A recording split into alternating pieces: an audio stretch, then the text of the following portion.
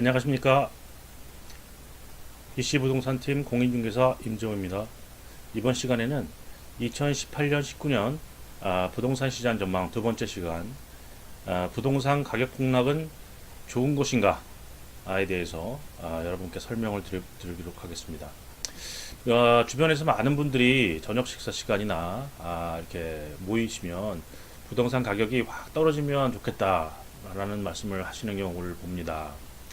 앞으로 아이들이 사실 앞으로 너무 높은 가격 때문에 부동산을 자기 집을 할 수 있을 것인가 걱정도 되고, 그리고 1주택자이기 때문에 지금 집을 팔아도 더 나은 집을 살 수가 없다. 이미 가격이 너무 높기 때문에 뭐 이런 이유들 때문에 부동산 가격이 너무 높은 것이 무슨 의미가 있느냐, 좀 많이 떨어졌으면 좋겠다, 이렇게 얘기하시는 분들이 있으세요. 물론 언론에서도 이런 분들의 마음을 좀 달래드리기 위해서 좀 감각적이고, 그리고 소비자 입장에서 이렇게 좀 편하게 느껴질 수 있는 그런 좀 많이 떨어질 것이다, 이렇게 얘기하는 그런 언론들도 있습니다. 요새 주변의 언론들을 좀 먼저 살펴보겠습니다. 부동산 가격 폭락을 원하십니까? 라는 주제로 저희가 몇 가지 기사를 좀 뽑아봤는데요. 첫째, 앵거스 레이드 인스티튜트라는 그런 기관에서 많은 분들께 이렇게 서베이를 했어요. 서베이를 했더니 부동산 가격이 떨어지는 것을 기대하십니까? 이런 질문을 던져본 거죠. 보시면 아시겠지만은 이렇게 빨간 선에 있는 빨간 선은 렌터예요. 보시면 렌터들, 그러니까 이미 세입자들께서는 한 70% 가까이 떨어지길 원하십니다. 자, 실제로 여기 선이 좀 떨어졌으면 좋겠다, 많이 떨어졌으면 좋겠다 라는 곡선인데요. 두 개를 합쳐보면 62%의 세입자들이 좀 가격이 너무 높다, 진짜 높기 때문에 좀 많이 떨어졌으면 좋겠다 라고 기대를 하고 계시고, 그리고 집 주인들, 그러니까 집을 소유하고 계시는 소유자분들께서도 좀 안정화됐으면 좋겠다, 그리고 좀 떨어졌으면 좋겠다, 좀 많이 떨어졌으면 좋겠다. 이 두 가지를 합쳐보면은 한 49% 됩니다. 한 50% 정도, 반 정도의 그런 주택 소유자분들께서도 주택 가격이 좀 많이 떨어졌으면 좋겠다라는, 좀 떨어졌으면 좋겠다라는 그런 얘기를 하세요. 부채가 이렇게 보시면, 뭐 다음 기사 하나 더 보겠습니다. 맥클린스라는 그 회사 언론에서 praying for a real estate crash, 그죠? real estate이 좀 깨져서 이렇게 좀 폭락을 했으면 하는 기도를 하고 있는 경우도 있다라고 얘기를 하세요. 그래서 부채가 많은 사람들 보시면 indebted, 그렇죠? 부채가 많은 그런 홈오너들은 좀 진땀을 많이 흘릴 것 같다. 앞으로 떨어질 것이기 때문에 실제로 앞에 내용들은 부동산 시장 자체가 조금 슬로우해지고 있다. 그리고 매물이 잘 안 팔리고 있다, 이런 통계를 제시를 하면서 앞으로 부채가 많은 그런 주택 구입자들은 진땀을 많이 흘릴 것이다. 그래서 주택이 없는 사람들이 환호를 부를 날이 올 것이다, 이런 얘기를 하고 있어요. 주택 가격이 폭락을 한다는 것이 실제로 뭐 이렇게 원하시는 마음으로는 원하실 수 있는데, 좋은 것이냐, 주택 가격이 떨어지는 것이 누구에게 좋은 것이냐, 그리고 모든 사람들이 주택 가격이 떨어졌을 때 좀 혜택을 받을 수 있는 것이냐, 아니면 나쁜 것이냐에 대해서 좀 살펴보면 여러분들께서 마음을 좀 이렇게 정하시고 이렇게 좀 하시는데, 어떻게 좀 부동산 방향성을 보시도록, 이렇게 희망하시도록 저희가 조언을 드리는데, 이런 좀 내용들을 저희가 담아봤습니다. 주택 가격이 폭락을 하면, 첫째, 아까 보시면 세입자들은 62%가 폭락을 했으면 좋겠다라고 얘기했는데요. 세입자에게 실제로 좋은 것인가 한번 살펴보겠습니다. 주택 가격이 폭락을 하면, 부동산 가격이 폭락을 하면 대부분의 그런 그 건설 회사들이 짓고 있는 그런 지금 건설 중인 콘도들, 그리고 단독주택들에 대해서 파산을 하는 경우도 생깁니다. 왜냐하면 수지가 안 맞기 때문에 앞으로 부동산 가격이 폭락을 했을 때 더 이상 판매하기가 힘들기 때문에, 제 가격을 받을 수 없기 때문에 건설을 중단하거나, 그런 건설을 취소하거나, 또 짓고 있는 그런 그 부분들에 대해서 그 건설에 대해서 팔리는 경우 다 팔리지 않은 그런 매물 그 현장들이 있다면 뭐 중단을 하고 취소를 하고 그리고 기존의 그 계약자들에게 돈을 반환하거나 뭐 심지어는 건설회사가 자금 조달이 어려워질 수 있기 때문에 파산을 하는 경우도 생길 수 있어요. 이렇게 되면 건설이 제대로 안 된다는 것은 주택의 공급이 동맥경화가 걸린다는 얘기가 되겠습니다. 동맥경화가 걸린다는 얘기는 공급이 안 되기 때문에 더 이상 주택 구매가 공급이 안 돼서 임대용 콘도라든가 또는 주택 매물이 감소를 하기 때문에 세입자들이 찾을 수 있는 그런 매물이 한정적으로 변할 수 있다는 얘기예요.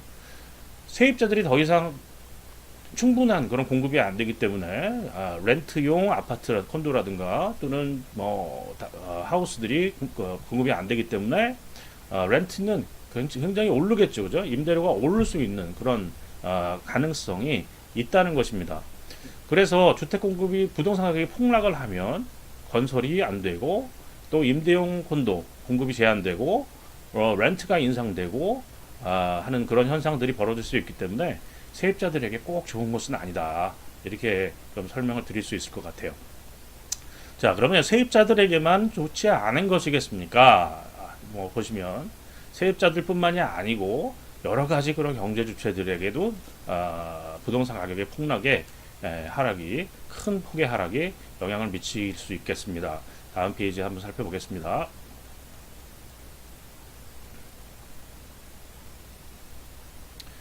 자, 한번 기사를 먼저 한번 살펴볼게요. 현재 가격 폭락이 모두에게 좋은 것인가? BC 비즈니스에서 나온 기사인데요. BC 비즈니스에 따르면 25%의 보시면 25%의 그 BC주 GDP를 설명하고 있는 것이 건설업입니다. GDP 그러니까 국민 생산 BC주의 전체 생산의 25%를 차지하는 것이 건설업이고 21만 5천 개의 일자리를 창출하고 있습니다. 직접적으로 건설업 쪽에서 21만 5천 개의 일자리가 신규 건설도 건설업에서 창출되고 있다는 얘기죠. 이런 부분들에 아까 말씀드린 것처럼 신규 건설이 중단되고 건설이 지연되고 건설이 취소되면 가격이 폭락에 따라서 건설회사들이 그런 동인을 느끼면 이런 일자리 그리고 그 BC주 생산 그 GDP에 연쇄적인 반응을 일으켜서 상당히 어려운 환경에도 영향을 미칠 수 있습니다. 더 나아가서 연관 산업들, 요 기사를 보면은 이렇게 보면 중개사들, 리얼터들, 그 다음에 모기지 브로커들, 뭐 노트리 퍼블릭 같은 그런 법률인들, 뭐 뿐만이 아니고 여러 그런 연쇄적인 그런 일이 사라지기 때문에 상당히 이런 기업 경제에 미치는 영향이 많다. 이렇게 설명을 하는 기사들이에요. 이런 것들을 좀 이렇게 서머라이즈 해가지고 제가 다음에 표에서 좀 설명을 드렸습니다. 가격 폭락은 모두에게 좋은 것인가? 똑같은 주제인데요. 이렇게 부동산 가격이 폭락을 하면 주택 공급이 축소되고 피해자가 속출된다라는 그런 체인 리액션이 벌어지게 된다는 것이죠. 피해자는 첫 번째는 분양자입니다. 분양을 받으신 분들이 부품 꿈을 안고 분양을 받으시고 입주를 기획하시고 그리고 한 2년 3년 전에 신규 분양을 받은 것을 가지고 계약금을 내시고 그리고 입주를 기다리고 있는데 분양이 사라지는 거죠.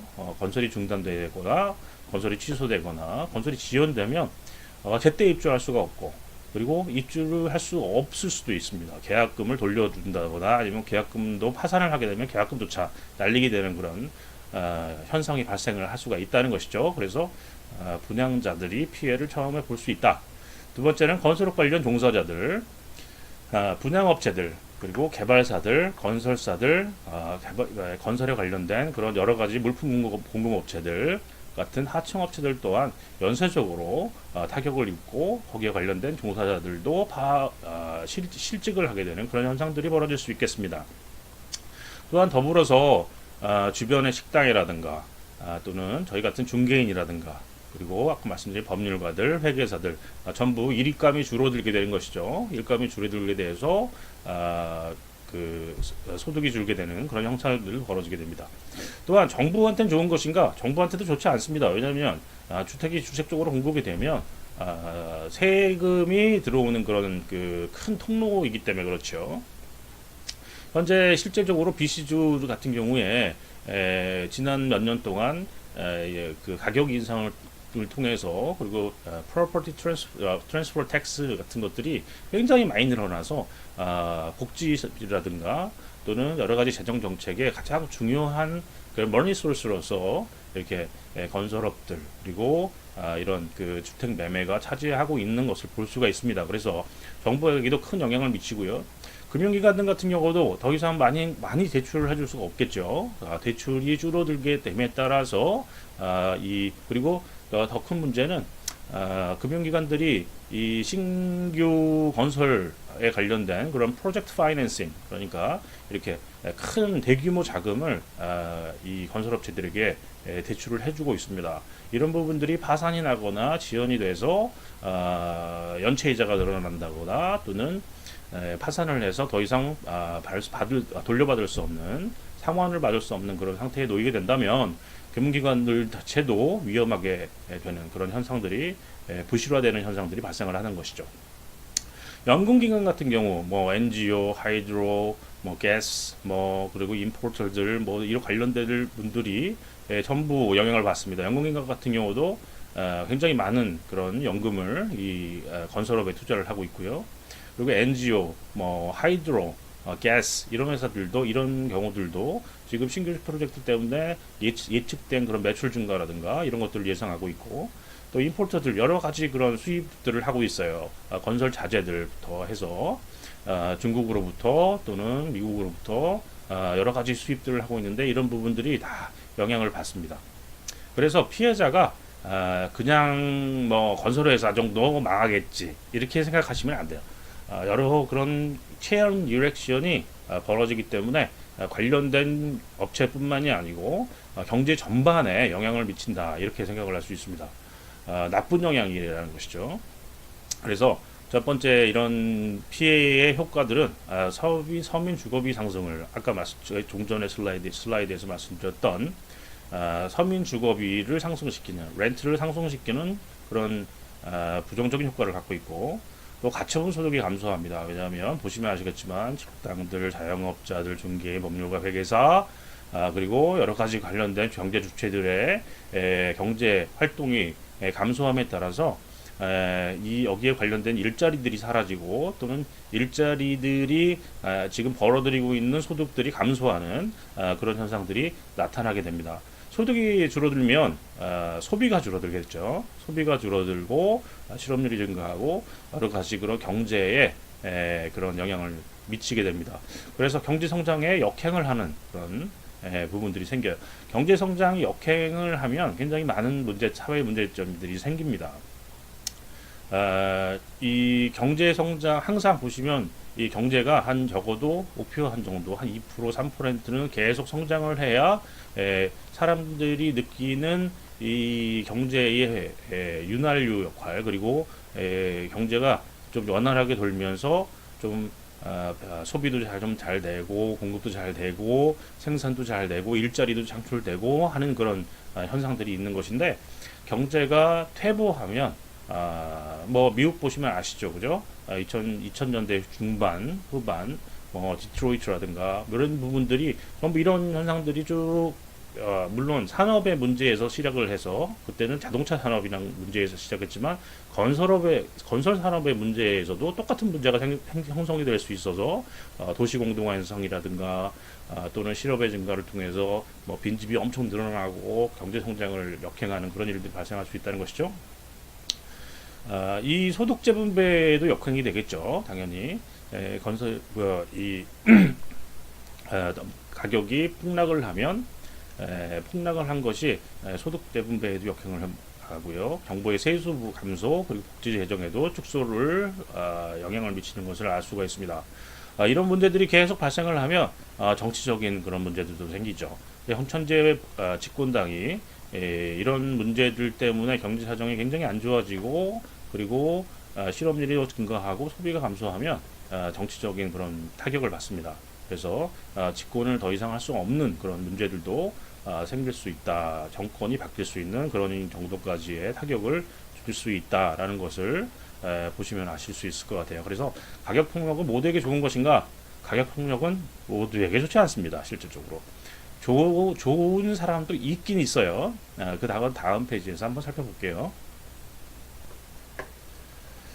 자, 가격 폭락은 누구에게 좋은 것인가? 이번 페이지에서는, 이번 슬라이드에서는 종전 페이지에서 제가 잠깐 그냥 언급만 하고 넘어갔던 소득 재분배에 역행한다는 문제를 좀 설명을 드리고자 합니다. 소득 재분배라는 것이 무엇이죠? 부자는 더 부자가 되고, 그죠? 가난한 사람들은 puor는 더 puor가 되고, rich는 더 richer가 되는 그런 현상들을 우리가 소득 재분배의 현상이라고 할 수가 있는데요. 어떻게 그런 현상들이 더 악화가 되느냐, 가격이 폭락을 하는 경우에 한번 설명을 해보도록 하겠습니다. 가격이 폭락을 하면, 자, 은행들은 신규 대출을 중단합니다. 그죠? 텀이 돌아온 대출들에 대해서 깐깐하게 더 심사를 하겠죠. 물론 지금 벌써 스트레스 테스트가 도입이 돼서 2% 정도의 추가적인 그런 금리를 감당할 수 있는 분들에게만 대출이 나가고 있고, 그리고 한도조차도 더 줄어들고 하는 그런 현상들이 벌어지고 있는데요. 신규 대출이나 텀이 돌아온 대출에 대해서 깐깐한 그런 심사를 통해서 대출을 줄이게 됩니다. 그렇죠. 리젝션이 많이 나는 것이죠. 집값이 하락을 하면 그렇습니다. 하락을 하면 예전에 100만 불짜리 주택이 지금은 50만 불이다, 60만 불이다 그러면 예전에 100만 불을 기준으로 해서 70%의 대출을 해줬다면 70만 불을 대출을 해줬는데 집값이 60만 불밖에 안 돼요. 그러면 70만 불을 대출한 대출기관에서 금융기관에서 60만 불밖에 안 되는 그런 물건에 대한 대출을 계속 유지해 주겠습니까? 50만 불 또는 60만 불을 기준으로 다시 대출 금액을 한정하려고 할 것이에요. 나머지 그 금액의 차이는 일시로 상환을 해라 라고 요구할 수도 있습니다. 또한 신규 대출의 경우에 예전에 80만 불에서 100만 불에서 80만 불, 70만 불을 받을 수 있었는데 지금은 스트레스 테스트를 통해서 강화된 스트레스 테스트를 통해서 이자를 훨씬 2% 정도 높은 이자를 부담할 수 있고, 그래서 monthly payment, 그러니까 월 상환액을 2% 정도 추가된 금액을 낼 수 있는 수준의 대출을 해준다는 것이죠. 그래서 예전에 70, 80만 불을 받을 수 있었다면 지금은 50만 불, 60만 불밖에 못 받습니다. 그러면 주택을 더 이상 살 수 없는 그런 상태가 더 악화되는 상태가 놓이게 되는 것이죠. 이런 현상들이 발생을 하면 또한 이자를 더 이상 감당할 수 없는 분들이 많이 생기겠죠. 그죠? 예전 같은 경우에 집 말씀드린 것처럼 100만 불짜리가 60만 불이 됐을 때 대출이 80만 불, 70만 불인데 60만 불에서 70%면은 한 40만 불 되거든요. 30만 불 되고 40만 불 좀 되겠죠. 30만 불은 갚아라. 안 그러면 우리는 더 이상 대출을 연장해 줄 수 없다. 이렇게 나오면 많은 분들이 이 뱅크런에 빠지게 되는 거죠. 더 이상 대출에 대해서 감당할 수 없는, 그래서 집을 빨리 팔거나 아니면 만세를 부르는 그런 현상들이 생기겠죠. 그러면 은행들이 더 이상 갚지 않는, 그리고 이자가 높아진 이자를 감당하지 못하는, 그러니까 이자가 2%, 예전에는 지금 대부분의 주택 담보 대출들이 2.5%에서 3.2% 이 사이에서 대출을 받으신 분이 많을 거예요. 종전에 한 2, 3년 전에 받으신 분들은 갑자기 5% 상환 텀이 왔는데 5%, 6%, 7%, 8%까지 이자를 높이게 되면은 월 부담액이 2,000불 하시는 분은 4,000불, 5,000불이 되고, 그러면 더 이상 생활을 할 수 없고 생활을 할 수가 없겠죠. 더 이상 이자를 낼 수가 없습니다. 그러면 은행에서 차압을 들어오게 되겠죠. 차압을 들어와서 집을 가져갑니다. 그죠? 집을 가져가서 팔아요. 그죠? 그래서 foreclosure 하고 파산 신청하고, 그 다음에 압류해서 이렇게 저희가 시장에 은행이 관련된 압류 물건들이 나온다는 것이죠. 그러면 누가 사겠습니까? 그런 물건들을. 이런 현상들이 우리나라에도 있었습니다. 한국에도 있었습니다. 언제일까요? IMF 때겠죠, 그죠? IMF 때 은행들이 더 이상 신규 대출을 해주지 않았어요. 왜냐하면 은행 자체에도 돈이 없기 때문에 그렇습니다. 그죠? 그리고 텀이 돌아온 대출들에 대해서 20%의 고율의 대출 이자를 부과를 했어요. 그런 5%, 7% 이렇게 받은 이자가 갑자기 20%가 되니까 20% 이상이 되니까 집을 더 이상 이자를 감당할 수 없는 것이죠. 그래서 이런 물건들이 시장에 많이 나왔습니다. 압류당하기 전에 빨리 팔려고 하는 그런 소비자들이 생겨난 것이고, 가격 폭락이 이 주택 공급을 엄청나게 팽창시킨 것이죠. 그래서 시장에서 가격이 더욱 폭락하는 현상이 나타났죠. 심지어는 뭐 한 5억 하던 것이 한국에서 한 2억 5천에 막 이렇게 나오는 거예요. 50% 깎아서. 그렇게 해서라도 은행 빚을 갚고 빨리 갚아버리는 거, 갚을 수만 있다면 갚는 것이 신용이라든가 또는 자기 향후의 소비에 생활에 영향을 덜 미치기 때문에 그렇게 팔려고 하는 그런 판매자들이 많이 늘어났다는 것이죠. 그 물건들 다 누가 샀습니까? Look who's buying? 누가 샀습니까? 대부분 현금 보유하고 있는 부자들, 그리고 신용도가 높은 개인들, 그죠? 수익률을 추구하는 기업들이 다 샀습니다. 현금을 막 보고하고 있는 분들은 5억짜리 2억 5천 됐으니까, 그래? 좋아. 이거 뭐 2억 5천 사놓으면 그냥 현금 들여서 사놓고, 뭐 렌트 주면 뭐 충분히 수익률이 좋아. 포트폴리오를 구성하는 차원에서 이런 방법들이 좋겠다라고 생각을 하고 막 몰려드는 것이에요. 자, 이럴 때 이렇게 막 가격 폭락했을 때 일반인들은 왜 뭐 다른 분들도 있을 거 아니겠습니까? 집이 없는 주택들 분들 뭐 조금 한 1억 정도 들고서 뭐 한 10만 불 정도 들고 계시는 분들, 그런데 주택 가격이 100만 불에서 50만 불로 떨어졌어요. 그러면 이거 이때는 하고 사면 좋겠죠, 그죠? 근데 실제로 살 수 없습니다. 왜 그렇겠습니까? 은행이 대출을 안 해주는 것이에요.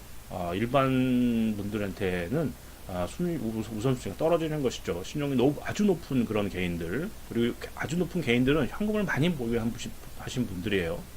한 30만 불, 40만 불 들고서 10만 불, 15만 불 불리는 것은 막 빌려줍니다. 그죠?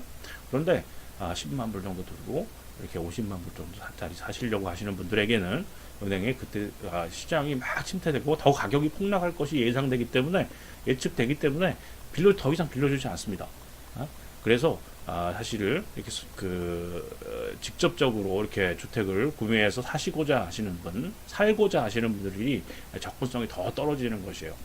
그래서 현금 보유하고 있는 부자들, 신용 높은 개인들, 수익률을 추구하는 기업들은 누구냐면요. 대부분 렌트를 사업으로 하는 기업들이 있습니다. 우리 보시면 그 임대형 콘도들 많이 보시죠, 그죠? 임대형 콘도들을 운영하는 그런 기업들은 이럴 때가 찬스예요, 그죠? 이럴 때가 싼 그런 콘도들을 수집해서 렌트를 주면 기업의 그런 추구하는 수익을 이렇게 발현할 수 있는 그런 기회로 삼고 있기 때문에, 그렇다고 이런 기업들은 대부분 현금을 많이 보유하고 있습니다, 그죠? 그래서 이런 그런 돈이 있는 리치들이 산 다음에 한 2, 3년 지나면 다시 가격이 아까 얘기했던 2억 5천에서 5억으로 다시 회복이 되고 50만 불에서 100만 불로 다시 100만 불짜리였던 게 50만 불 내려왔다가 한 2년 정도 지나면 한 100만 불로 다시 회복이 됩니다. 그런 경우를 우리 많이 봤죠. 98년에 한국에서의 IMF 장세, 그리고 2008년에 미국에서 서브프라임 모기지 사태, 그 당시에 미국 같은 경우도 그렇죠. 100만 불짜리 50만 불 확 떨어지죠, 그죠? 50만 불짜리 20만 불로 확 떨어졌습니다. 그죠? 살 사람이 없어요, 그래도, 그죠? 다 누가 샀습니까? 현금 보유 부자들이 샀습니다. 그죠? 그리고 나서 2년 정도 지난 다음에 다시 가격이 회복돼서 100% 수익률을 이렇게 보는 그런 경우들을 봤습니다.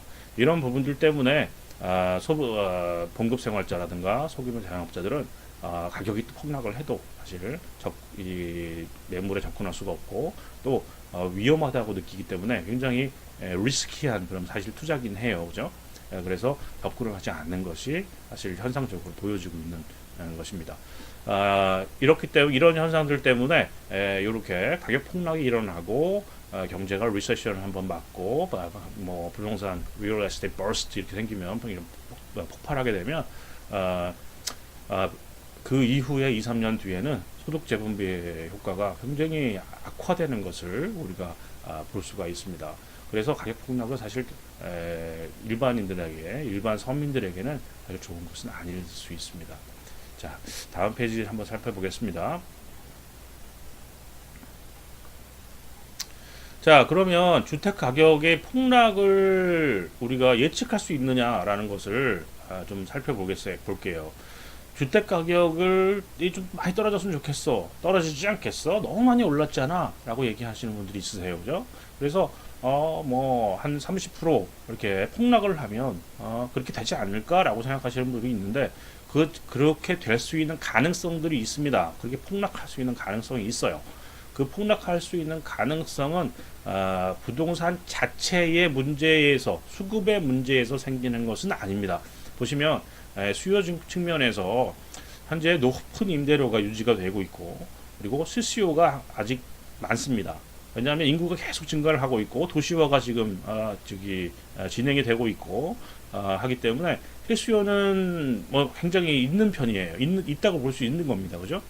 현재의 주택 가격의 폭락을 이렇게 예견할 수 있는 부분들은 사실 낮은 이자율이 높은 방향을 선호했기 때문에 그리고 정책적으로 스트레스 테스트를 정부에서 도입을 해서 이자를 인위적으로 높이는 방향으로 그리고 정책적으로 빈집세라든가 또는 foreigners tax를 통해서 주택 가격을 낮추고 안정화시키려는 그런 정부의 정책을 시행하고 있다는 것이죠. 그것이 첫 번째 단기적인 그런 효과를 발휘를 금년 상반기에 했다고 볼 수가 있고요. 하지만 얼마 정도 떨어졌습니까? 사실 거의 떨어지지 않았습니다. 한 5% 정도 떨어졌고요. 사실 굉장히 스테이블하게 지금 웨이트 앤 씨에 어떻게 보면 팔려는 분들은 예전에 가장 높을 때 가격을 받고 싶어 하시고 살려고 하시는 분들은 기다리고 계시고 있어요. 그죠? 조금 더 떨어질 때까지. 그죠? 그런 정도 상태를 발휘하는 그런 효과를 지금 정부의 정책 그리고 정부의 이런 그 부동산 정책들 그리고 조금 높아진 금리가 5%까지 4% 후반대까지 상승한 지금의 금리가 효과를 발휘하고 있다면 실제로 충격적인 그러니까 한 20% 이상의 그리고 30%까지 40%까지의 가격 폭락을 지금 앞으로 만약에 1년 이내에 그런 폭락이 생긴다면 가장 큰 요인은 글로벌 요인이 될 것이라고 생각이 됩니다. 글로벌 요인을 보면 첫 번째 중국 경제가 몰락을 하면 그렇습니다. 미국하고 지금 무역 전쟁 중이죠. 무역 전쟁을 통해서 중국 기업이 줄도산을 만약에 하게 된다면 해외 자산을 매각하는 그런 수순을 밟게 될 것입니다. 실제로 중국의 민간 부채 비율이 한 205%가 넘어요. 그죠? 여타 국가는 한 100% 정도, 150% 정도 됩니다. 이런 민간 부채 비율이 굉장히 높기 때문에 기업들의 부채 비율이 높기 때문에 기업들이 어느 순간에 자금 경색에 걸리면 자금 조달을 할 수가 없고 더 이상 만기 연장을 할 수가 없게 되면 기업 도산이 들어가게 됩니다. 그죠? 도산이 들어가게 되면 이런 기업들이 보유하고 있는 해외 자산들이 매각이 되겠죠. 싼 값에 매각이 되겠죠. 해외 자산 중에서도 상업용 자산들이 굉장히 우선적으로 매각이 될 것입니다. 그죠? 우선적으로 매각이 되면 실제로 중국의 그런 차이나 머니가 리치몬드 그리고 대부분 뭐 밴커보다는 토론토 지역에 집중돼서 투자가 됐지만 캐나다 내에서는 그렇지 말이죠. 토론토 지역에 투자되어 놓은 그런 사무실 또는 창고 또는 이런 공장용 건물들에 대한 자산 매각이 들어가게 됩니다. 실제로 뉴욕 같은 경우는 뉴욕 등에서는 타임머니가 이렇게 매각되는 것을 우리가 요새 근래에 들어서 좀 살펴볼 수 있다고 합니다. 또한 중국 같은 경우에 해외 자산용 외압 반출을 허가제를 실시를 하게 됐어요. 그래서 해외에 부동산을 구입하려면 중국 당국에 신고를 해야 하고 이제는요. 외화를 반출할 때 그런 목적으로 반출 자산 구입용으로 반출을 하려고 하면 특별한 경우가 아니고서는 중국 정부에서 스탑을 시키고 있습니다. 그런 현상들이 일어나고 있는데 이렇게 미국 전쟁이 심화돼서 아주 심화돼서 격화되고 서로 치고받고 싸우다가 결국에는 중국 기업이 연착륙 소프트 랜딩을 하는 것이 아니고 만약에 하드 랜딩을 해서 기업들이 줄도산을 하게 된다. 한국에서 벌어진 현상이라고 볼 수 있어요. 예전에 사실은 이렇게 한국 기업이 줄도산을 하게 되면 해외 자산을 팔아서 외화를 확보해야 되겠죠, 그죠? 그래서 빚을 갚아야 합니다, 그죠? 해외 자산을 매각하는 그런 현상들이 벌어지게 되면 이것이 단기간에 발생을 하게 되면 중국 경제가 몰락을 하게 되고 그렇게 되면 주택 가격이 전 세계 주택 가격이 폭락하는 그런 현상을 우리가 예측할 수 있습니다. 가능성은 작다고 봅니다. 전조 두 번째, 미국하고 캐나다 나프타가 실패하는 경우가 그렇습니다. 미국하고 캐나다가 나프타가 실패를 하게 되면 모든 제품에 미국으로 판매하고 있는 제품에 관세가 20% 정도 부과가 되겠죠, 그죠? 20% 정도 관세가 부과되면 제품 가격에 이 관세가 부과되고 또 미국에서 들어오는 제품의 관세가 20% 10% 막 붙게 되면 제품 가격을 인상시키는 효과가 발생을 합니다. 그죠? 제품 가격이 인상이 되면 그죠? 물가가 인상을 하게 돼요. 제품 가격에 소비자 물가가 인상이 되겠죠. 미국에서 들어오는 제품들이 관세가 붙어서 10% 높다고 생각해 보십시오. 20% 높다고 생각해 보십시오. 그럼 제품 가격이 인상이 되겠죠. 제품 가격이 인상이 되면 물가가 인상이 됩니다. 그죠?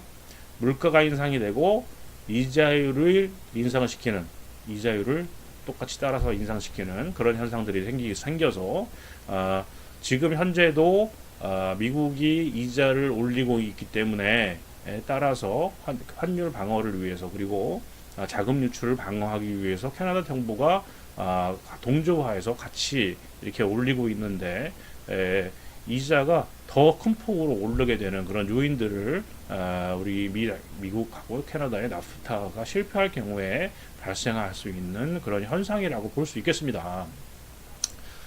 세 번째 전조는 미국 연중 이자율이 인상과 캐나다 경제가 초호황에 들어가면 그런 현상이 이렇게 주택가격 폭락이 좀 이해가 잘 안 가시죠, 그죠? 미국 이자율 인상까지는 이해가 가는데 캐나다 경제가 초호황인데 왜 가격이 폭락하느냐?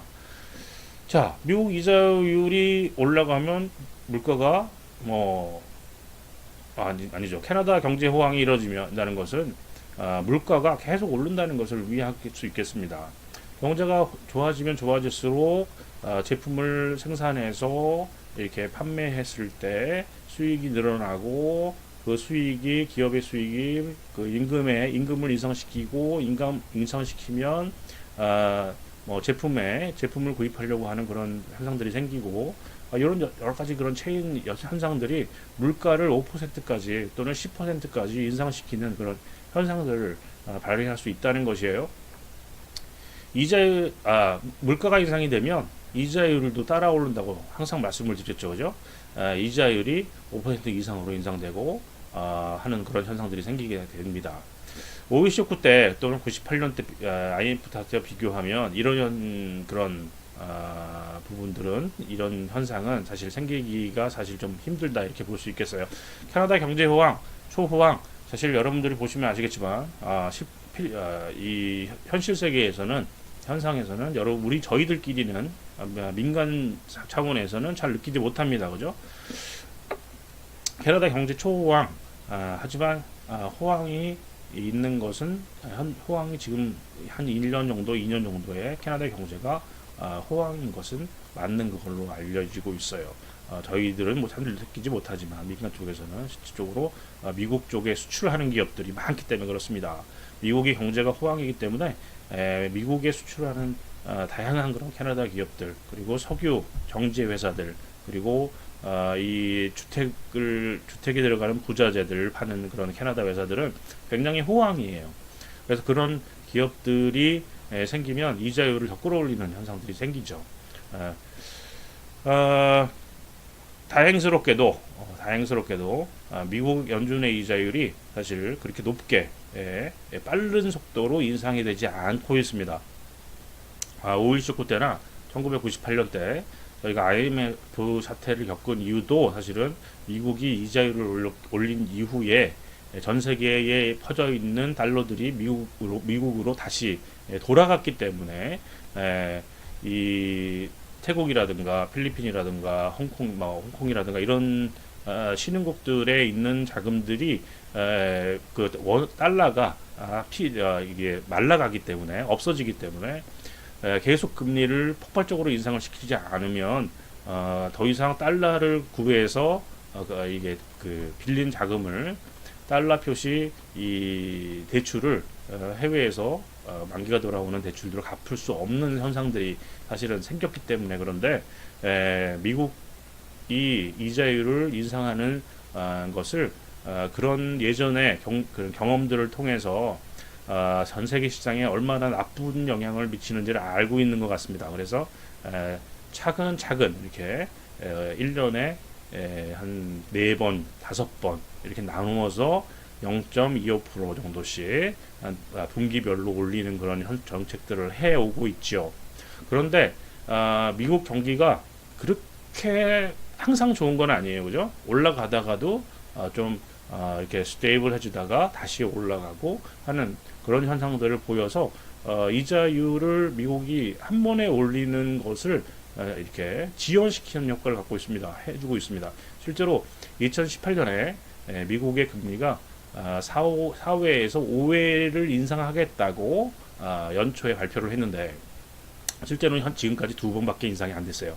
그리고 9월에 추가 인상을 하겠다고 지금 뭐 거의 확정적인 단계인 것 같은데 뭐 그렇게 하면 1년에 3번 정도 인상이 되는 것이죠.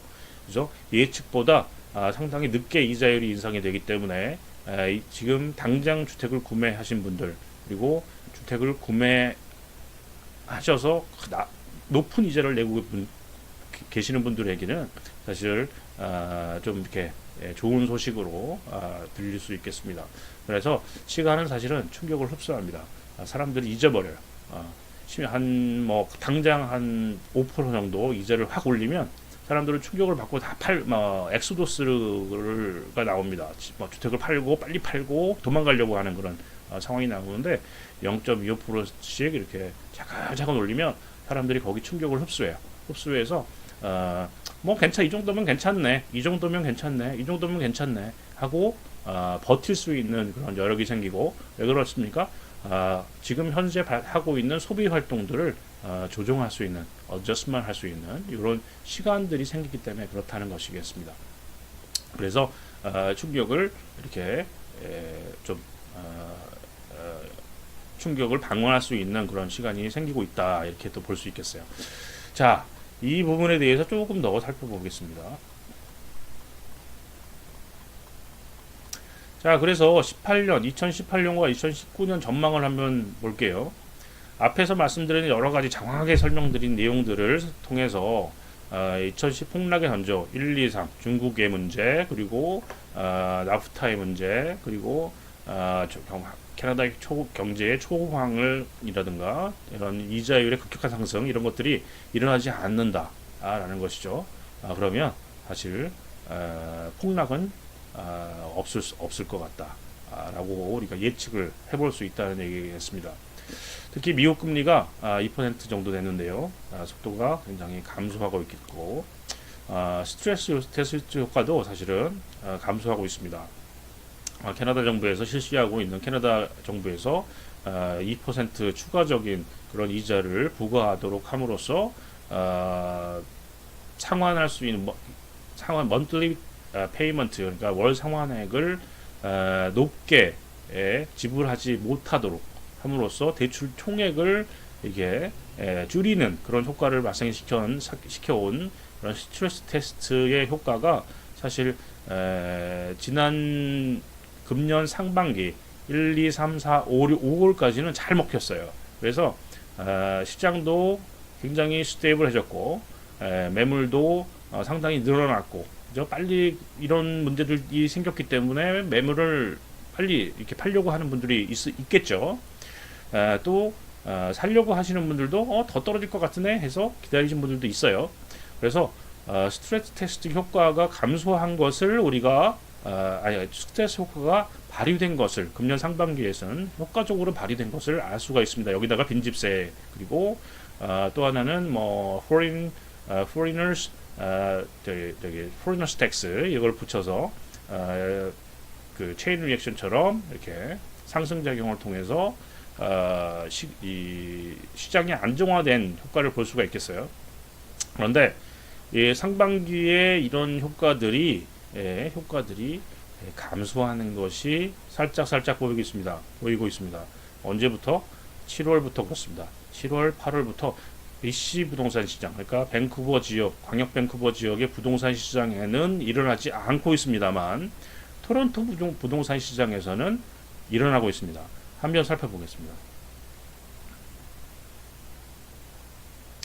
토론토 콘도 price hits a new all-time high. 그죠? Price growth accelerates. 그죠? 다시 콘도 가격이 갑자기 올라가고 있다. 언제 뉴스입니까? 9월 17일자 뉴스입니다. 그죠? 9월 17일자. 2018년 9월 17일자에 Better Dwelling이라는 그런 잡지에서 그 신문사에서 발행한 그런 뉴스 기사에 따르면 토론토 콘도 프라이스가 new all-time high, 그죠? 그 새로운 기록을 우리가 이렇게 만들고 있다. 그만큼 높아지고 있다. 다시 시작했다. 이런 얘기죠. 더 스타즈라는 그런 신문에서는 9월 6일자 기사입니다. Home price rise against tighter supply in August. 그죠? 다시 집 가격이 오르고 있다는 거 아닙니까? 그죠? tighter supply. 그렇게 공급이 작아지면서 주택 매물을 갖고 있는 분들이 안 내놓는 거예요. 갑자기 안 내놓으니까 살 주택이 없어지니까 소비가 줄어도, 그죠? 소비와 공급이 경쟁을 하다가 공급하시는 그런 매도자들이 매물을 안 내놓습니다. 그러면 살려고 하는 그런 소비자들, 매수자들께서 가격 이거 살 게 없으니까 조금 이만큼이라도 주고 사겠다라고 이렇게 살려드는 실수요자들 때문에 가격이 상승했다라고 8월에 토론토 시장은 그렇다는 겁니다. CBC에서 9월 17일 날 발행한 기사예요. Home sales increased for fourth straight month. 그죠? 4달 연속 홈세일이 증가했어요. But price still flat nationally. 그죠? 전국적으로 보면 가격은 플랫하다, 그죠? 근데 홈세일즈가, 그죠? 판매가 되고 있는 그런 매물이 그 매매 양이 4개월 연속 증가하고 있다. 이에서 매매가 증가한다는 말은 뭐죠? 매매가 증가하면 가격이 올라가겠죠, 앞으로. 그죠? 매매 양이 증가하면 가격이 올라갈 것이 예측이 된다는 말입니다. 그런 내용들을 이렇게 설명을 하고 있습니다. 특히 home sales increased by 0.9% in August. 그죠? 홈 세일즈 0.9% 증가했대요. 8월에. 그래서 앞으로 이렇게 보면 mortgage rules implemented in January took a big bite out of the market in the first part of the year. 그죠? 첫 번째에는 첫 상반기에는 굉장히 효과적이 있었는데 이제 좀 효과가 감소하고 있는 것 같다라고 이렇게 기사에서 얘기를 하고 있습니다. 그래서 스트레스 테스트의 효과가 감소하고 있는 것이 아니냐라고 얘기를 하고 있어요. 2018년, 19년 시나리오, 이것도 기사를 통해서 저희가 살펴보겠습니다. Three possible scenarios for Vancouver's housing market. 그죠? 8월에 어디서 또 BC 비즈니스라는 그런 잡지에서 이렇게 분석 기사를 내놨습니다. The 홈퍼칼립스, 그죠? 집 가지고 있는 게 재앙이 되는 수준의 파멸이 온다. 집 가지는 게 시나리오 1이 그렇습니다. 그래서 누가 좀 이렇게 그런 것을 원하느냐, 저녁 시간에 이렇게 말하기 좋아하는 사람들, 이런 사람들은 홈퍼칼립스를 원한다, 그죠? 집을 가진 사람들이 파멸하고 가격이 폭락하기를 원한다, 그죠? 가장 중요한 건 이렇습니다. 한번 자세한 내용은 요 출처 달아놨으니까 한번 들어가서 한번 제목 치시면 구글에 제목 치시면 기사 나옵니다. 그죠? 그래서 들여다 보시고요. 가장 중요한 것은 이런 시나리오 험포 컬랩스는 어드다. 그죠? 어드. 그죠? 롱 어드라고 했어요. 그것도 전혀 일어날 것 같지 않다. 앞으로 시나리오 2 up and away 또 다시 엄청나게 큰 폭으로 상승할 것이다. 상승할 것인가? 그런 시나리오가 있는데 이것도 보면 롱 어드, 그죠? 롱 어드 이것도 전혀 일어날 것 같지는 않다. 하지만 불가능한 것은 아니다. 누가 원하느냐? 저 같은 리얼터들이 원한다. 또는 뭐 여러 가지 그런 뭐 건설사들이 원한다. 이렇게 얘기하고 있는데 실제로 저희들 뭐 리얼터들 원하지 않습니다. 막 올라가는 거 그렇게 별로 좋은 거 아니에요. 왜냐하면 하시려는 분들은 조금 낮은 가격에 하려고 하겠죠, 그죠? 하려고 하시는 분은 굉장히 높은 가격에 팔려고 합니다. 이런 경우에 그러면 매치메이킹을 하기가 굉장히 어려워요. 그래서 저희도 이런 걸 원하지 않습니다. 저희들은 공인중개사들은 많은 거래를 하는 것이 제일 이득이에요, 사실은. 그래서 뭐 큰 이게 리얼터한테 좋냐? 뭐 저는 그렇게 생각하지 않습니다. 시나리오 3, 넘버 3, 쉐이브 앤 헤어컷, 그죠? 좀 이렇게 스테이블하게 앞으로 갈 것 같다라고 얘기하고 있고 가능성이 높다라고 이 기사에서 분석을 하고 있습니다. 누가 이런 것을 원하느냐? 저희들 같은 뭐 사람도 그렇고 한번 볼게요. 그죠? 파이낸스 미니스터, 정부 정책자들 이런 분들은 이 선에서 좀 안정되기를 원한다. 아까 말씀드렸던 여러 가지 경제적인 부정적인 요인들이 나타나기 때문에 너무 올라가는 것도 그런 부정적인 요인들에 대한 가능성을 probability를 앞으로 터질 수 있는 burst 할 수 있는 그런 상황을 창출하기 때문에 싫어하겠죠. 또 이렇게 확 떨어지면 당장 그런 아까 말씀드린 실업률이라든가 또는 뭐 여러 가지 그런 사회적인 문제를 발생시킬 수 있을 것 같아요. 그래서 싫어합니다. 안정화되는 게 제일 좋다는 얘기죠. 이런 경우가 저희들도 많이 사실은 기대하고 있는 상황이고요. 앞으로 한 1, 2개월 정도 지나서 토론토 시장 같은 그런 시장들이 움직이는 토론토 시장에 지금 스트레스 테스트가 영향을 더 이상 미치지 않고 있다. 이런 이제 조금 그 효과가 감소하고 있다. 이런 얘기를 드렸는데요. 그런 부분들을 살펴보면 밴쿠버 시장도 어떻게 변할 것인가에 대해서 명확하게 좀 그림을 그릴 수 있는 상황이 오지 않겠나 이런 생각을 하게 됩니다. 오늘은 여러 가지 장황하게 제가 이렇게 말씀을 드렸지만 좀 잘 살펴보시면 여러분들께 이렇게 부동산 시장의 시나리오 그리고 부동산 시장이 떨어지는 것이 사실 좋은 것이 아니다.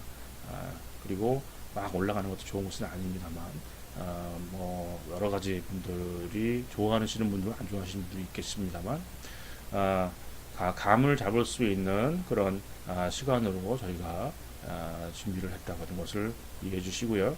자, MGO 부동산은 하나부동산에 소속되어 있습니다. BC 부동산 팀이라고 해서 저희는 매물 검색 bc부동산.com에서 여러분들이 매물 검색하실 수 있고요.